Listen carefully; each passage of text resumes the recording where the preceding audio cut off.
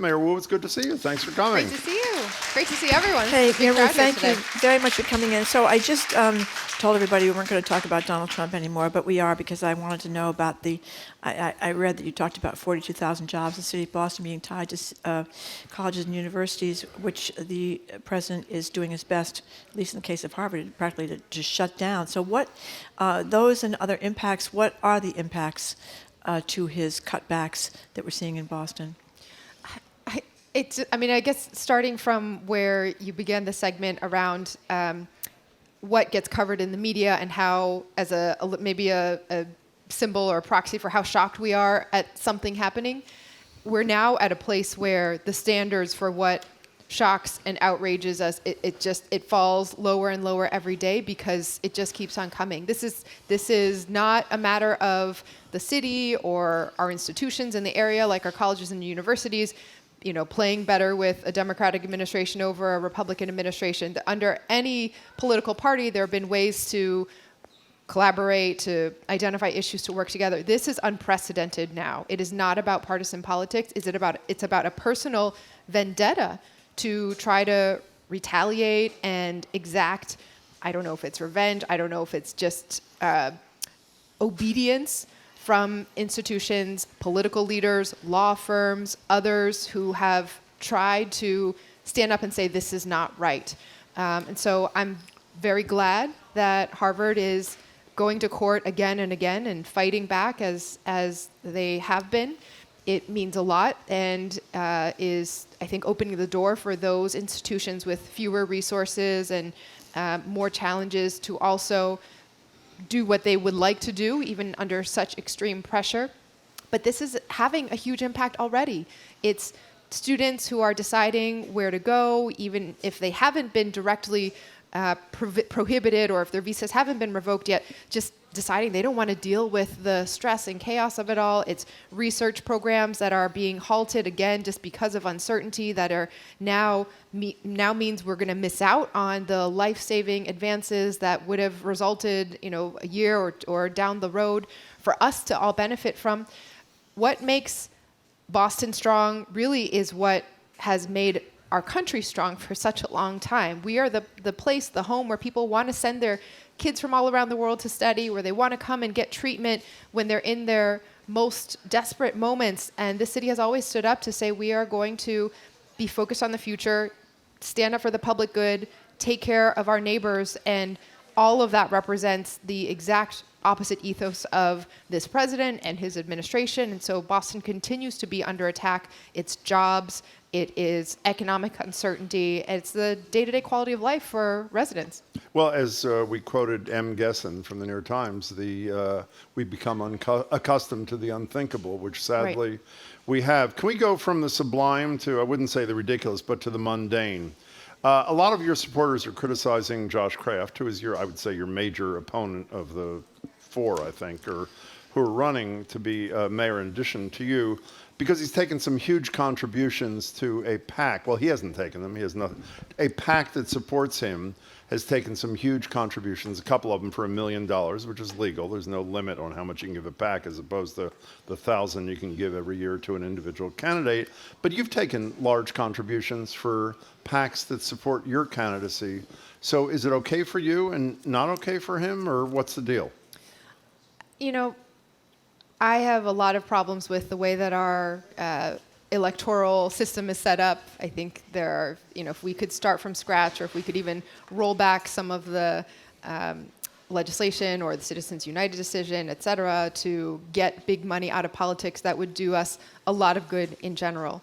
What I will say, again, in terms of the bar dropping down into the basement, what I will say is that we have not experienced in Boston's history a race of this kind before, with such sums of money pouring in from billionaires, from Trump mega donors, from people outside the city, in a flurry of negative attack ads. And this is not about promoting someone, a difference in vision or, the story, a life story, or sort of compelling characteristics of an alternative choice.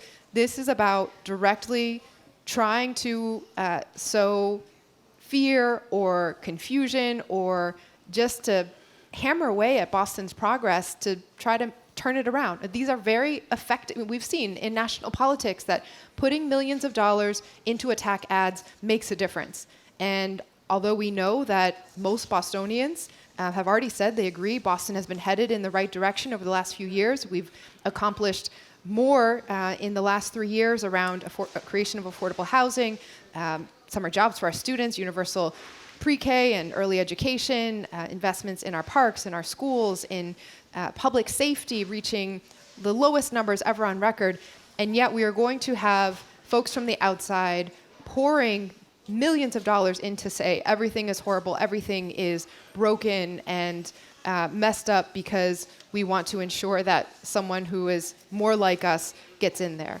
Now, there's been a lot of focus on the dollar amounts, right? This is clear, right? I have never in any point of my life or my family's life been able to put $2 million of cash into a campaign account or to have $2.4 million of cash emerge from, whether it's my dad or an LLC on my dad's behalf into a condo so I could move into a city to then run for a race, run for a seat that I've never even voted before. It is what it is. That is the money situation in terms of politics in our country. But I would just say it is in some ways masking or taking the focus away from the fact that there's no substance there either, right? We just had our first candidate forum. There was some yes or no questions, a lot of places where my fellow candidate was not able to say a yes or no because of lack of familiarity with the issues. And that's not anything, how could you expect someone who's lived in a city for just over a year to know all the issues, right? I've been at this for 15 years now, working in the city of Boston. It's complex.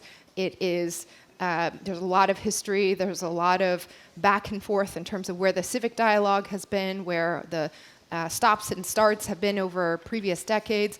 All of that matters, and it matters especially now when our city is under attack, that we can continue our progress and not be pulled back or not be sort of tricked into having someone who needs on-the-job training pushed in by billionaires and Trump mega donors. One last thing, you touched on this in passing at the end, then we'll move on and get to the callers and people at the library at 877-301-897. You said, as you said a minute ago, other times, that Kraft moved into a condo purchased by his father. He says that's not true. You've said he hasn't voted in municipal elections. He says that's also not true. Could you just respond to his response directly, if you can, Mayor? Yeah, I saw that just yesterday. I think there was a statement that came out from his consultants again that said there are kind of three pieces to it, that the voting, the house, and then also that I grew up wealthy, have come from a wealthy suburb of Chicago, it was painted. So, the facts really matter. And here we're seeing, again, just this constant stretching of the truth or outright lies, really reflective of what we see more in federal politics usually. But I want to just tick on each of these areas for a little bit. So first on the voting, our voting records are public, right? There's no question here what happened and versus what didn't happen. The voting record shows that he moved into the city in late 2023 and then voted in the 2024 election cycle, which was a presidential and state election cycle. And so maybe they're counting the primaries separate from the final or whatever, but that he's never voted for mayor before, never voted for city councilor before, did not live in the city. So if somehow he did, it would have been illegal because he didn't live in the city at that point. On the house ownership, right? Again, public record is there when it comes to the Register of Deeds for Suffolk County. You can go and look at the deed. It was an all-cash transaction, no mortgage, from an LLC who's registered to Patriot Place in Foxborough. So, if there's more information there, I think the public deserves to know it. I filed my financial disclosures, as I have to every year, with the City of Boston. I list out exactly how much assets my family has. We own our home in Roslindale. Our names are on that deed, not an LLC, as every other mayor of the city of Boston has had their name on their personal residence, and not an LLC. I was asked to list out every charitable trust, family trust, business trust, realty trust that I have a stake in, so that is all public. Surprise, surprise, it's zero because I don't come from that kind of background. And I think the public deserves to know, what do our tax returns say? What interests do we have in trusts, in corporate entities? All of that is potential conflicts of interest. We're already seeing the stadium situation play out with, a fellow candidate having his name on certain records when it comes to financial forms of the soccer team, and now all of the swirl around opposing or pushing for different kinds of. What are you talking about you're talking about in Everett, you're talking about? About the revolution. What does Josh Kraft have his name on? I wasn't. Just a corporate documents related to the creation of the New England Revolution. And so, there's all sorts of tie-ins there. And again, we don't get to decide every aspect of our lives or where we came from or who our parents are or anything like that. It's all about who you are and what ideas you have and what you represent, what you want to get done.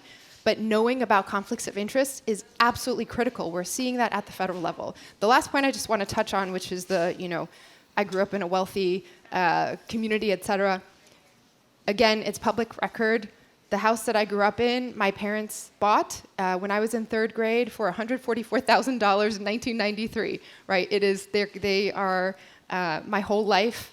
My immigrant parents wanted to focus on public education, and so we moved multiple times growing up, so that every time my dad got a raise, we could buy that next smallest house in the best possible public school district they could afford. And so, all my life I've known what it means to be a fighter. All my life, I've known what it means to have to scrap and figure out how to move in different situations. And that's what our Bostonians and our community members are going through every single day, especially right now when so much of our city is under pressure. And we need someone who can understand what that means, put forward the leadership to fight back. In 30 seconds, if you can, then I promise to get to the calls. You mentioned the fact that he's only been a resident of Boston since whatever it was, November 23, but he's worked in Boston in a really important organization for decades. That doesn't count when I don't mean formally count, but should that not accrue to his benefit in terms of his familiarity with Boston? No, absolutely, right. I will say, there is no discounting the incredible work that the Boys and Girls Club does every day. It is different when you live in a city. I will stand by that. It is different when your kids go to the Boston Public Schools. It is different when you're caring for your mother and trying to navigate systems. And so, we all come with our story, and it's the dream of every family that one day later in their lineage, they will be able to have $2 million to give to whatever their kids want to do for their next job. But that has not been my story, and I think we need full transparency about the financial conflicts of interest that this could represent. Okay, it's your turn. Let's go to Angela in Jamaica Plain. You're on with Mayor Michelle Wu. Thank you for calling. Hi there. Hi, thanks for taking my call. I just read a piece in the Bay State Banner regarding the parking restrictions with respect to the White Stadium project, how it's going to be really restricted for the residents as well as visitors. How do you respond to that? I don't know if you've seen the article. It's a huge piece, and it's really concerning if it's correct. So I didn't get to go through that exact article. I will look it up right afterwards, but I will say that the process for making sure we're planning all around transportation impacts and how people are going to get to and from the stadium for lots of different types of events is still ongoing. And so that will result in a legal document called the TAPA, Transportation Access Plan. I forget what A stands for, but it is a standard legal document that codifies the commitments and operational responsibilities and all of that. That is not done yet. We just released the summary of some of the key commitments that we've heard from community members. There was an open comment period which recently closed, and now the city's going to go back and incorporate that feedback and come back with another round of proposals. I think maybe what you're referring to, although again I'll check the article, is that we've heard a lot from residents in the surroundings who live on the surrounding streets that they want to make sure there's resident parking regulation so they will always be able to park their cars. We also know that people who want to go to the zoo or people who want to go to the golf course or use Franklin Park for other purposes, they need designated ways so that if, for example, it's a soccer game night, that doesn't crowd out everything else that is happening in Franklin Park. So we want to make sure there's protected ways for everyone to have access for all of the other things that are happening too. if you live in the area, that Franklin Park has routinely hosted very, very large-scale events. They're some of the city's most special and important annual traditions, from BAMS Fest to the Kite Festival, or different cultural festivals like Puerto Rican Fest has been there, Dominican Festival has been there in different times and places. And so we're used to seeing large crowds, sometimes in the scale of tens of thousands of people there, but we've never had a real organized transportation plan for where people should be able to park or not park, or the flow of traffic, or where we station different police officers or traffic enforcement folks to really monitor. This is meant to provide a way that we can organize all of that, from the largest events like those festivals to the soccer games that would be up to 20 days of the year, to Boston Public Schools, track meets, or other smaller scale practices. We want to have that organized and ready, and so we're taking feedback now. There will also be a neighborhood advisory council that is formed, and it's documented and codified in the legal contracts that have been signed around the stadium, so that there will be an ongoing way for every neighborhood association and other group in the area to weigh in on how it's going and what we need to continue changing. Thank you for the call, Angela. Thanks, Angela. Mayor Wu, tragically, almost about a month ago, April 28th, a kindergarten student, Lenz Arthur Joseph, was killed, run over by the bus he was in. After the crash, the driver, Jean Charles, it was found out that he did not have this certain credential that you're supposed to have when you're driving a bus for the schools. And he'd had some minor problems, minor traffic accidents before that, and he was actually pulled from driving school buses for 2 days for training about a couple of weeks before the fatal crash. And then when the company looked into it, they found that there were other drivers without their certifications too. It makes people nervous about who the people are driving the buses. So what do you tell those parents? First of all, there's nothing that can be said to a family that has lost a child. Parents should never have to grieve the loss of a child for a situation like this. And this is an incredible, amazing family, and I'm just so sorry for their loss.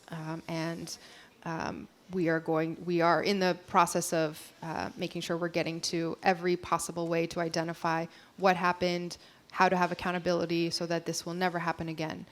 There are upwards of 750 drivers who are associated with the Boston Public Schools bus system. They are hired, trained, and certified, guaranteed to be certified by a private contractor, Transdev, who is in a contract with the Boston Public Schools district. And every year there are about 400 incidents that come up on the road. So 1 to 2 a day of something that's most often very minor in terms of brushing a parked car, or a rear view, a mirror on the side, or a curb or something like that. And so there are protections in place where there's supposed to be red flags that lead to retraining or pulling someone off the road entirely. There's an ongoing set of criminal investigations into exactly what happened. The Boston Police and the District Attorney's Office are moving forward on those. And there have been some timelines where, for example, video from the bus had to be subpoenaed, and that timeline was more recently. And so they're in the process when there are now lawyers involved and companies trying to defend themselves against liability, that things are moving forward, but they're having to move forward through these sort of legal steps, and it's taking longer than certainly I would like, but it is how we move through these processes. On the city side and the Boston Public Schools side, we have launched an independent investigation also, because we and the public deserve to know whether and how all of the parameters in the contract that are supposed to vouch for training, safety, all of that are always followed, and what the checkpoints are. As far as we know, the incidents that we have been associated with this particular driver's record were deemed minor in the assessment of them. The retraining was done as is according to, it seems, what the protocols are. And the licensure issue it requires, so there's 3 different, I guess, certifications or licenses that you need to drive a school bus: the commercial driver's license to operate large vehicles, a passenger certificate, and then a school bus certificate. The school bus certificate requires a certain number of hours of continuing education and then paperwork to certify that. So the hours were completed in this case, but the paperwork had not been. And when they looked, there were another 6, I forget if it was 6 or 7 drivers out of the 750 who had a similar issue of the paperwork not being completed. They were pulled from the road until that was done, and then released back into driving. And so, again, we need to know every single detail. We need to have someone who is pressing for the contract and the performance of it, and where something might have fallen through the gaps, and where the system itself needs to change. We're talking to Mayor Wu, 877-301-8970. Janice, you're in a car. You're on with the mayor. Hi. Hi, thank you for taking my call. Of course. Mayor Wu, you spoke to your vision for the city.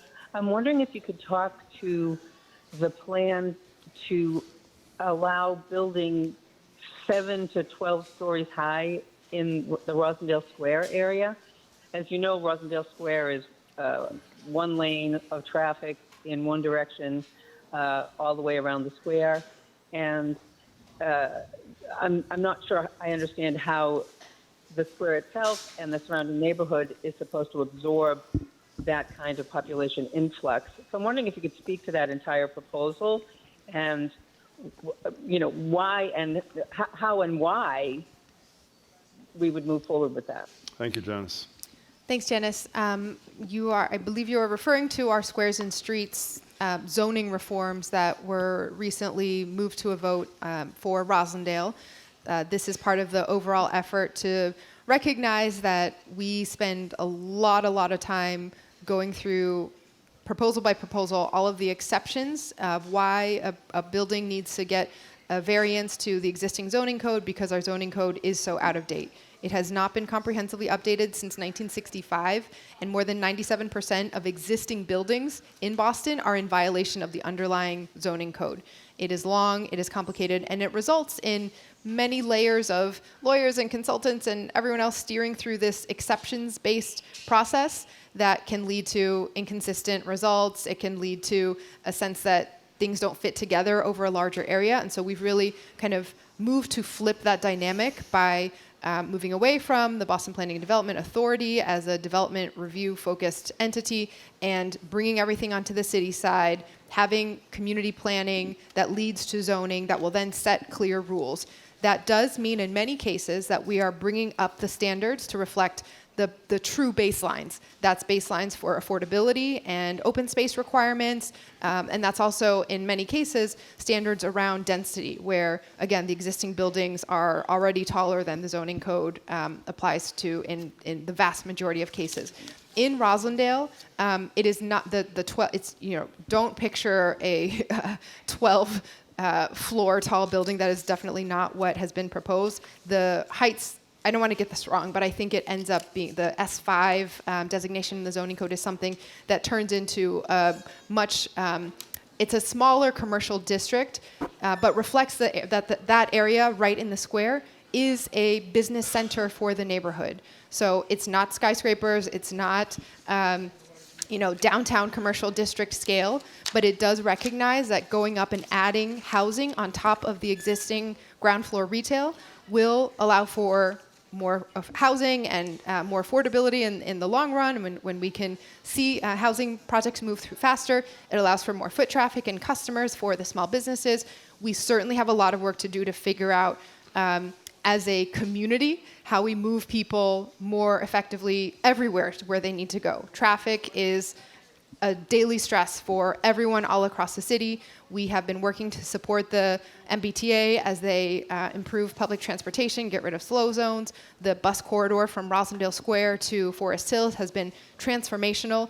And we're also working with Google, for example, on how to look at streetlights. There's now more than 100 intersections where we've been using AI and Google's data, Google Maps data, to improve the signal timing that has really reduced stop-and-go traffic in those places. And so we need to have an all of the above approach, and that also includes adding more housing, but then making sure we're investing in the infrastructure to support that housing, as you point out.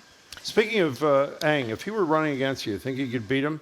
Oh no, Phil Ang he's the GOAT, yeah. What He is, is. before we take a break, you brought, I Oh, assume, yes. from another small business in town. What are the flowers or Oh no, plants this is about? not from a small business. Oh, This it's- is actually, these are publicly grown flowers. These are just a sample of what is given out at our official City of Boston neighborhood coffee hours. So this is the time of year where I go and bring the cabinet, bring department heads out to every neighborhood, and we set up shop in a park, and you can come out. There's information tables. You can ask questions of any department. Someone will be there to answer your question. And the Parks Department prepares months in advance by planting from seed these plants great. that then they give to residents who come. Where do you Supplies find the limited. schedule for these? I know they're hour long in the morning, 10 to 11? From what Yes, I- usually that's the How time. do people find out when Go they on want? the City of Boston website, Okay. go to our neighborhood coffee hours. They're up through June 18th, and it's usually about 2 a week that we're moving through. I have a quick one before we go back to the calls. When Tania Fernandes Anderson got in trouble, the city councilor, you called for her to resign. She has pled to public corruption charges. She is still drawing a city salary. Councilors Flynn and Murphy wanted some sort of condemnation resolution because the council can't kick her out. There wasn't even a vote allowed on that. Are you doing anything other than that resignation call to try to get her to? It seems to me it's a real horrible mark for the city to have a person who pled guilty to public corruption serving and drawing a salary.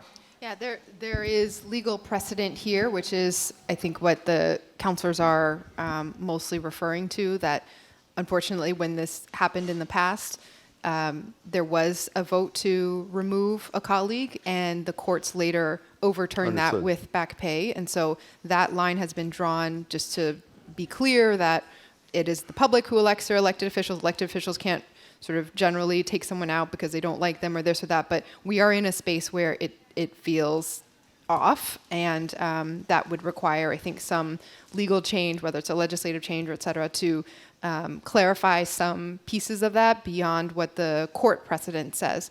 What we are doing on the administration side is really trying to ensure that residents in this part of the city know that there are resources and know that there's additional staffing available. So we have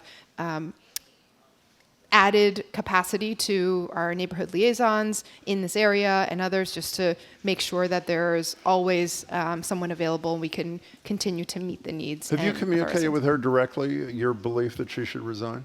I have not been in contact. Okay. We're talking to Mayor Wu, 877-301-8970. Okay, well, here's the most exciting thing that's going on in Boston, as far as I'm concerned, at this moment right now, is Project Greenlight. Please tell us what this is. Yeah, I alluded to this earlier, but it's a really exciting partnership where Boston was selected as one of the first 2 cities where Google would partner to use AI and their real-time traffic data to see if we could improve traffic flow. Usually when people think about traffic, they just think, oh, there's so many cars. If everyone's trying to get to the same place at the same time, there's nothing you can do about it. But that's actually not true. In a lot of cases, the signal timing is a huge factor in that, and then curbside management is another piece. I'll touch on it later, separate from Project Greenlight. But basically, if you've ever been driving or riding in a car and there's no traffic, and then all of a sudden you come to a light or 2 lights where everything is backed up and you're not moving, and then the traffic resolves after that, usually that is a sign that there's something off about how long that light is being held red or green for the sort of main street or the cross street. That can happen for a number of reasons. It could just be that the behaviors of cars have changed, and in fact the main street shouldn't be held as long as the other street, or it could be that the sensors are off underneath. More often than you would think, the sensors, that the loop that measures when there's a car actually waiting for the light to turn green, sometimes that is what triggers the green. But if it gets somehow unhooked or disrupted because of utilities construction or something else in the area, it's a matter of resetting that. And that can also, the Project Greenlight has helped us identify places where that quick fix is enough. So we've now applied this to 114 intersections across the city, across more than 20 neighborhoods, and we've seen up to 33% of stop-and-go traffic resolved because of changing the signal timing. So it is a huge benefit to be able to use real-time traffic data to help us identify in our transportation management center where the timing can be adjusted or where to change it. It's all different times of day. You might think that traffic was, during rush hour in the morning or evening, but actually it's shifting these days as people's patterns are changing. So knowing that and having that automatically flagged has been really impactful. The other big area that we can make a difference in traffic is around how we manage parking at the curb. In many places, especially if it's takeout restaurants or people just need to pop in and out, when you have a 2-hour spot, for example, then everyone ends up double parking or even triple parking in some places to run inside, or the food delivery drivers are doing that. And if we change it to 15-minute or even 5-minute pickup drop-off, that then resolves the kind of illegal behavior of double, triple parking. But then that means cars can cars can flow effectively as well. So we're trying to throw everything we have at traffic and most of all keep our roads safe for everyone. It's the happiest Marjorie's been in I'm months. very happy. I Let's have go a lot of suggestions. I'll email them Why don't to you you. send them, exactly. Edwin in West Roxbury, you're on with the mayor of the city of Boston. Hello, Edwin. Hi, hello, Mayor Wu. So, yes, I'm looking to build a detached ADU. I understand in Mattapan they're allowed right to build, but West Roxbury, are they allowed to also without having to go through variances, or is that going to change at some time in the future, or I can go ahead without having to go through all the process of getting a variance? Yes, absolutely. So ADUs, for anyone who doesn't know, are accessory dwelling units. They're also sometimes called granny flats or in-law apartments. It's usually that extra attachment on your home, or sometimes a basement that can be made safe and livable with the right building standards, or a carriage house or garage area that can be turned into a unit. And this is a great way to ensure that multi-generational families can stay together, can provide childcare support, or this, all the benefits where you can bring more family members to the home that you already own. Also a natural way to create more housing that's much needed in a very appropriate and natural way. So we have been moving through their 3 phases for how the zoning code is going to change to allow for ADUs.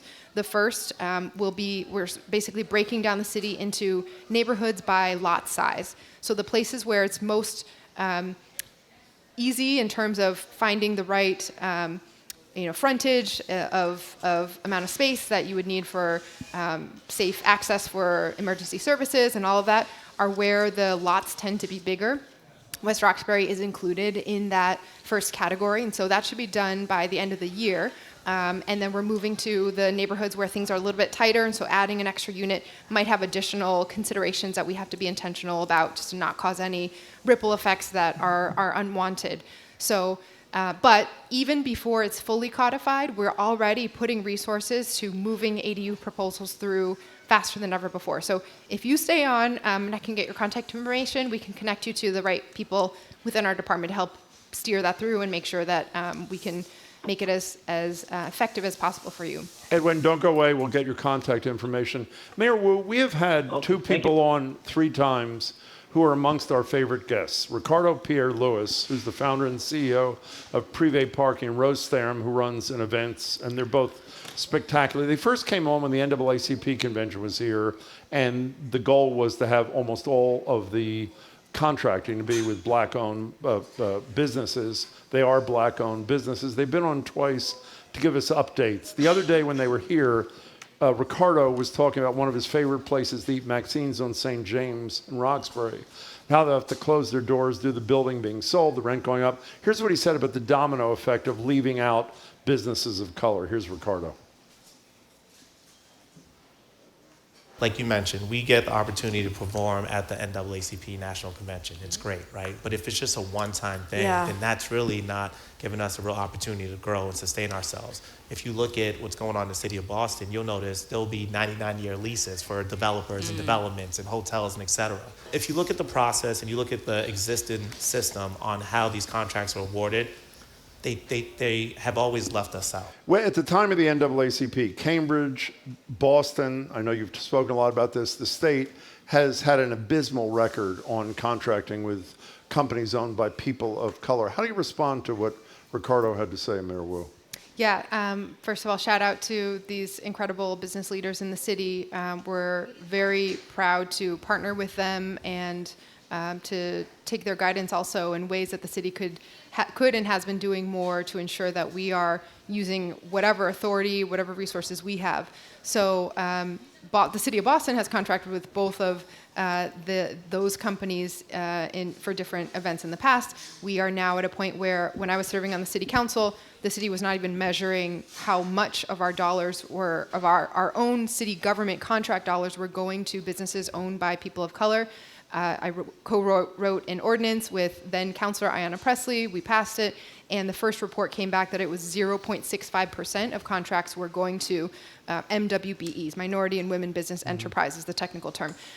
Today, we have doubled and doubled and doubled, so I believe the latest numbers we were at 12%, which, having been under 1% for a very long time, is not our goal. We're not at our goal, but have made real strides in this. We have looked to make sure that we're walking the walk when it comes to doing this as city government, and then encouraging, whether it's from food purchasing or events planning. There are companies who have a track record, who are from our communities, and in every way possible, the city has been looking at our procurement, making changes. We passed legislation. That was a home rule petition that actually did pass, where early on in our term, we raised the threshold to be able to move through the state legislated procurement process in a more effective way that could capture more of our local business owners. State Rep Russell Holmes helped quarterback that for us up at the State House, and that passed. That was huge to be able to get more businesses in the door who now have their own track record, who can then compete for larger contracts in other places. Our housing development program, Welcome Home Boston, which identified 150 vacant lots for affordable housing creation.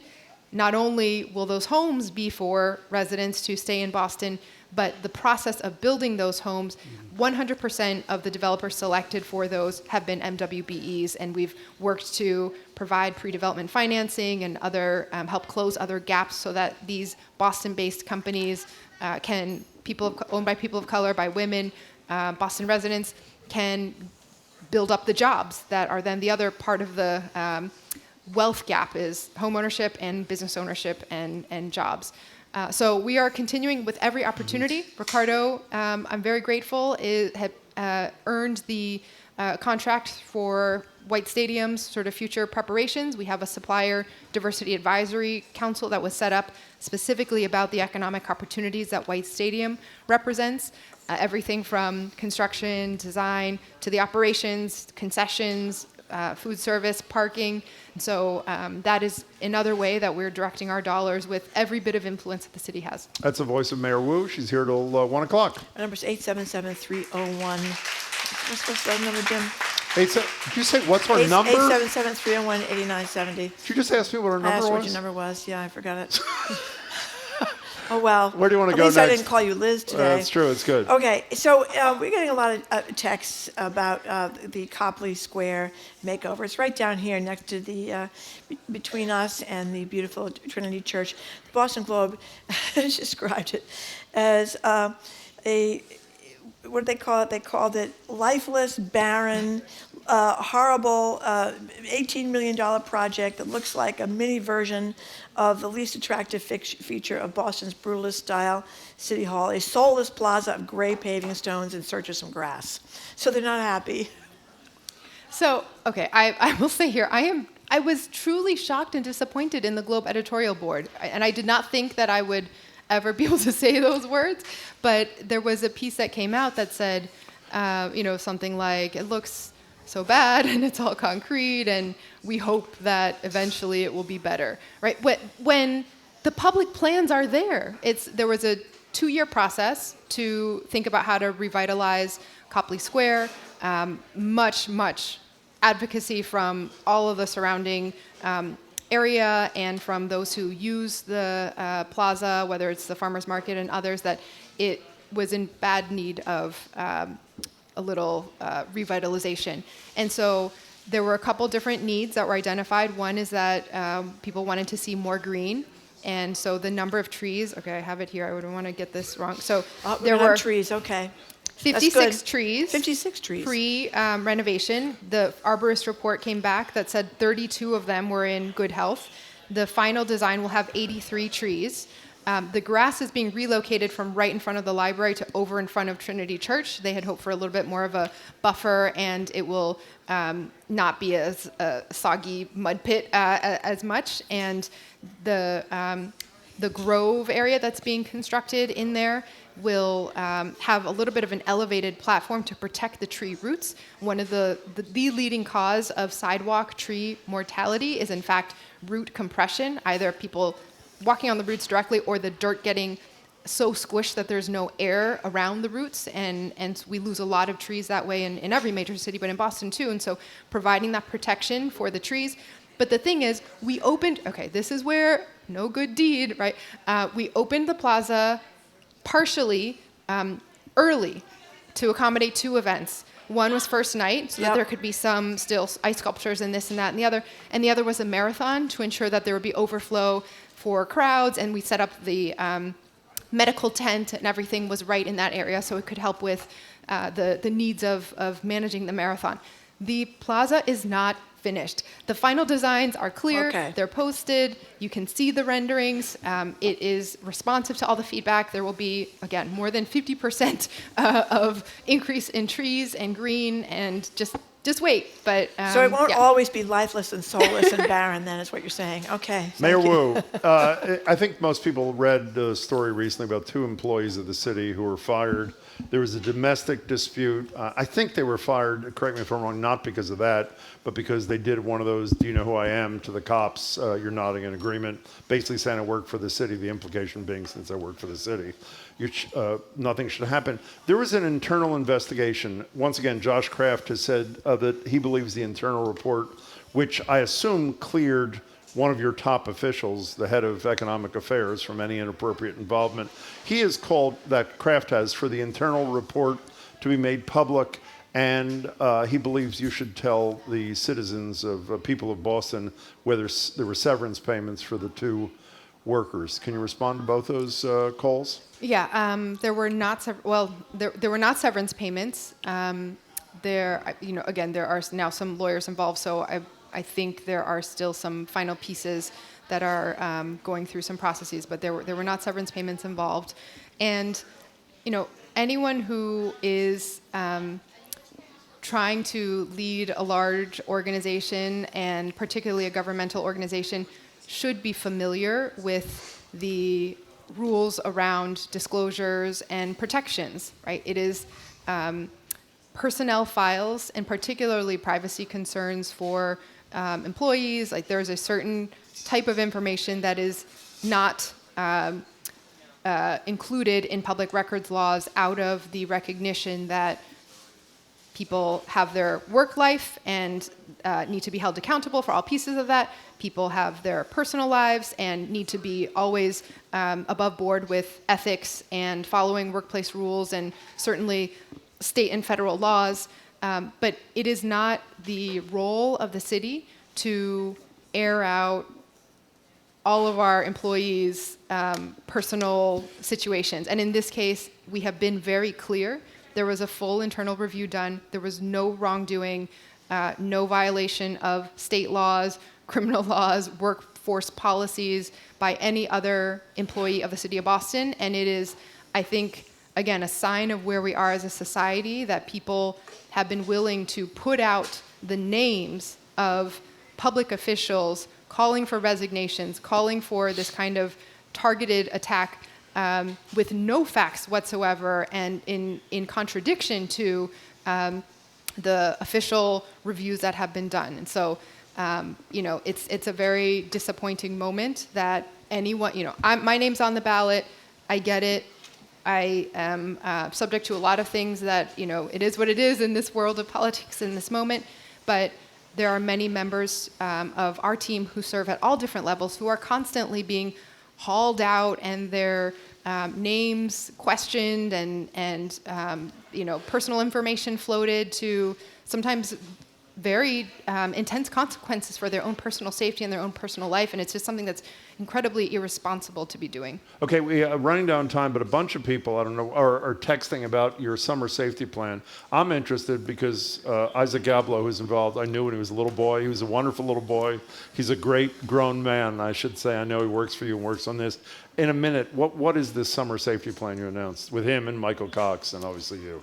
Yeah, over the last 3 years, we've had an approach that community safety takes all of us all year round. And so it's really been every department, every sector of the city, every dollar that we spend on housing affordability is in fact around violence prevention, and same with jobs and all of that. But there is a focus on the summer months as being a time where we need to have even more heightened resources and awareness and just vigilance. So it's a combination of our first responders and public safety, block grants and community activation, direct outreach to those who might be pulled into violence, and really targeting prevention efforts. And also this year with the partnership of the Cummings Foundation, who have now given $1 million to support the city's safety efforts to try to push us to be even more innovative. We're putting a special focus on domestic violence, which has been tied to a number of the homicides that have been reported recently in Boston, as well as other issues around homelessness and wraparound supports for everyone. Thanks, good. So, Mayor Wu, another quick question before you go. The great Joanne Chang and Christopher Myers and Chang and the Cars Flower Bakery are having the grand opening. I believe it's tomorrow, of the newest flower in their little empire, I guess. Tell us about where it's going to be and what's going on. And she's going to be there, yes? It's You're so gonna be fun, there. yes. We had to reschedule it because of poor weather, but they've been open for some time in the kiosk on Boston Common. Yeah. And I've been 2 times already, the long lines already, no matter the weather. I'm really excited. They have some new menu items for the special kiosk, so they do hot dogs there that my kids really like. They're doing ice cream for the first time. Soft serve. We had some. It was great. They have a special morning bun that is in the shape of the Embrace Memorial. It's fantastic. I'm so grateful for Flower, for Joanne and Chris, and their entire team for being so committed to Boston. It's a perfect business in the perfect spot, so I hope everyone checks it out and supports them. How many hot dogs have you had in your whole life, Mayor Wu? You don't look like a hot dog kind of person. No, I'm a 2 hot dog order not. at Sully's. You are not. We do that probably 2-3 times a month, so I've probably had 1,000 hot dogs in my life. And then you say, no Sully's in disrespect South to Boston. Sully's. Best hot dog I've had in Boston is at Flower. Have you had one of those I have not yet? had the Flower ones yet. Well, they're in the brioche bun, which kind of Oh, makes a my big God. difference. But Sully's is pretty good too. And James the Beard playgrounds Award there, winner. and Yes. they're beautiful. You can walk around that walkway in South Boston. People haven't done that. That's really gorgeous. And see the kite cute. Yeah, surfers. it's great. And the seagulls are calm this year. The seagulls are calm. That's right. Mayor Wu, Mayor Wu, thank it's you great very to much see for you. coming in. Thank you Much so much for appreciated. your time. We really appreciate it. Hope the baby's doing great.